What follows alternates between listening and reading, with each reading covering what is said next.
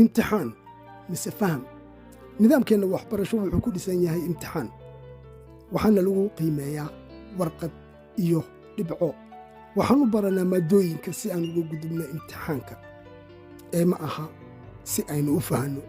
waxaan u xifdinnaa si aan u helno darajo ee ma aha si aan isaga dhisno garaadka.